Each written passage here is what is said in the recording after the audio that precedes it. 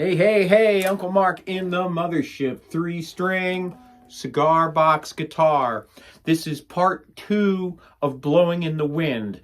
This is the instrumental part, or the jam section, however you want to think about it, that I did on my original companion video to this tune. So, let me play some of this, and then I'll break down exactly what I'm doing. The finger pattern is just basically thumb, first finger.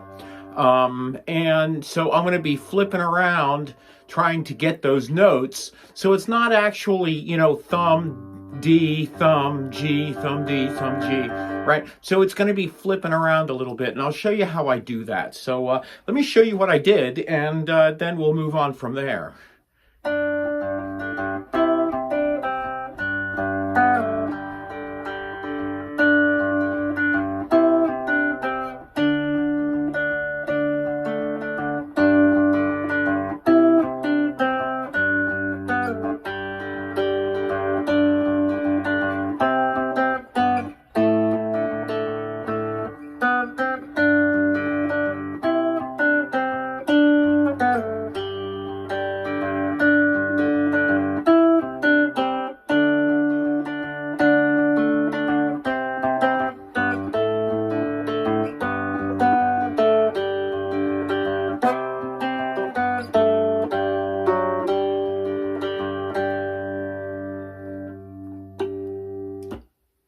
So that is the fingering pattern. It's just back and forth with these two guys. So what I want you to do first is think about the melody. We know the song is in G. And then what I do is try to vocalize it. How many roads must a man walk down? Right? So I'm here. How many roads must a man walk down? So I am on that high G string. I'm not going to play any other strings, but I'm going to use my finger this way because I think that's the best way to do this, you know? Using my finger and just pulling right there. So that's my thinking, is I'm just going to pull because this is how I'm going to be using my fingering. So I'm on 7, 9, 7. So 7, 9, 7, 5, 7, 4, 2, open. And you could always 4, 5, 7, 7, 7, 9, 7, 5, 7, 4, 5, 7, 7, 9, 7, 5, 7, 4, 2, open.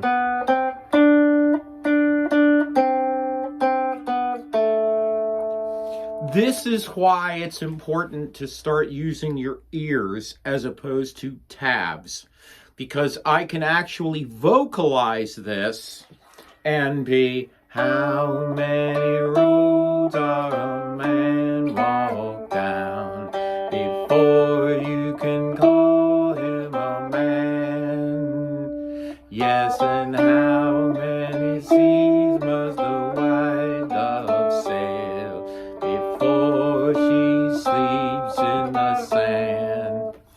So that is the structure of this. That's how you're going to play with it. Now, how to work chords into this is we're talking about different chord voicings. So we know C is in this song. We know D is in this song. But there's 2 ways to play a D, and this is where the voicings come into play. There's a D here, 7, 7, 7, and there's a D here, 2, 0, 2. We're going to be using both those voicings. When we go here and we need that note, we're going to play those 2. When we come down to D, we're going to use those 2. And that's how I want you to think of this. There's also another chord voicing. There's C here, and there's C here. And if you can't make this stretch, and this would be a 5, 5, 9, The best way to learn how to stretch your fingers is just practice stretching your fingers. So go from, you know, say 5 to 7, or 5 to 8, 5 to 8, 5 to 8, 5 to 8, 5 to 8, back and forth until you're really confident, aiming for the center of the fret. And then at some point, reach to 9. And you know, if you really want to learn to stretch, there's from 5 to 10. But it's easier to work from C, because if you're down here, it's really a big stretch. So, you know, if you're working on 5, try to start using your pinky 5 to 7, 5 to 8, 5 to 7, 5 to 8, 5 to 7, 5 to 8.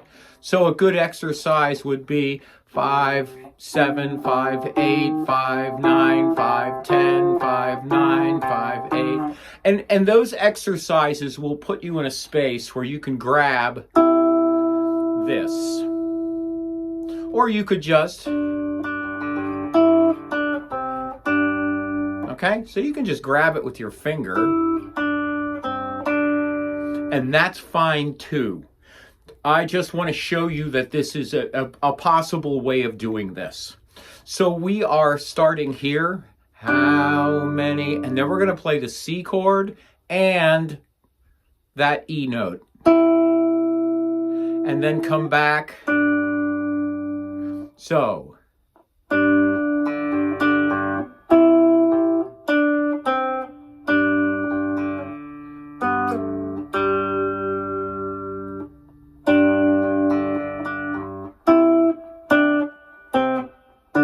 If you notice, I'm doing a lot of octaves. I'm not picking it through like we do the song. I'm going to do octaves where I'm playing my thumb and my first finger.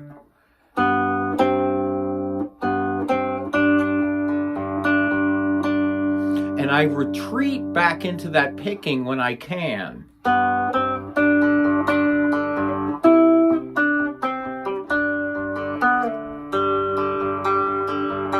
Because I want to keep the rhythm going at the same time. And this is, you know, people call this soloing and rhythm at the same time. There's many ways to speak of this, but this is what we're doing. And so you have to know the melody really, really well.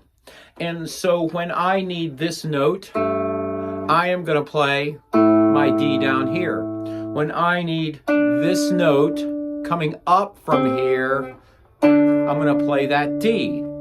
So,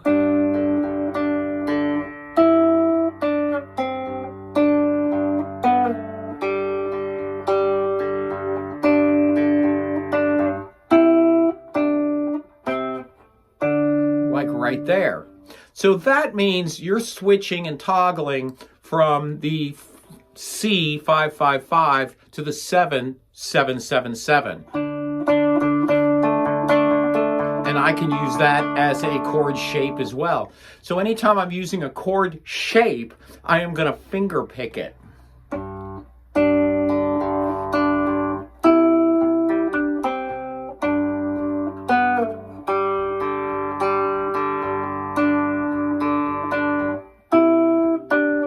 Go into the D on 7.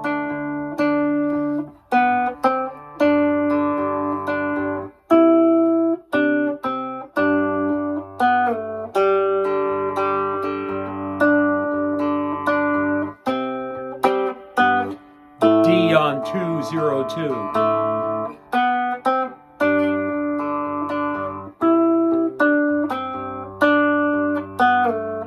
And I do like the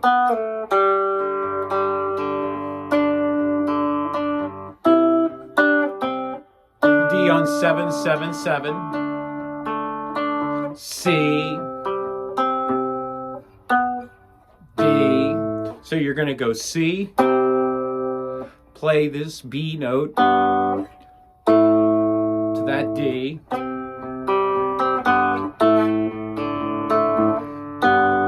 and you're just going to play the B note, and you're just kind of C,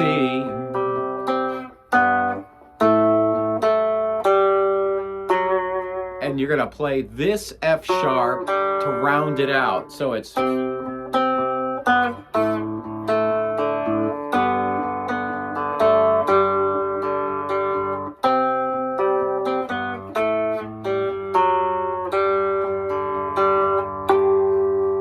harmonic on the 12th fret, which is exactly on the fret. You'll know it when you hear it. You just kind of lay on top of it and let go like so. Looks like this. So that's how I approached the finger picking thing. And I did, the answer, my friend, is blowing in the wind. The answer is blowing in the wind.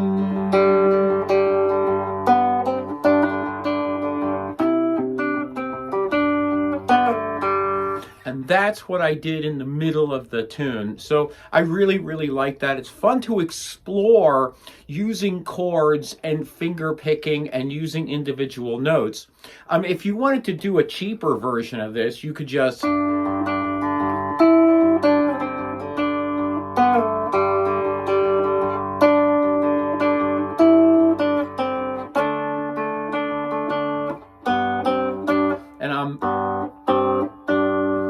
start exploring this. This is something that it's really kind of hard to teach the picking patterns, but I want you to start picking and playing, And I mean, if you needed to use a pick, you could do something that's called hybrid picking. You would use your pick and this finger instead.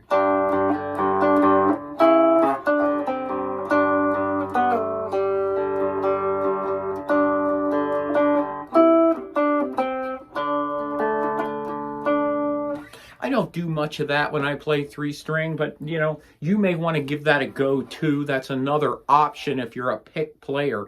But enjoy, have a lot of fun with this. This song is super cool, and I've been playing it like for 3 weeks constantly. I really, really like this song, and it definitely has a message today. So that's also something that I dig really, really a lot. So thank you so much. We are a 100% all donation channel, and we wouldn't be here in the mothership without your generosity. PayPal and Square links are down below. Thank you.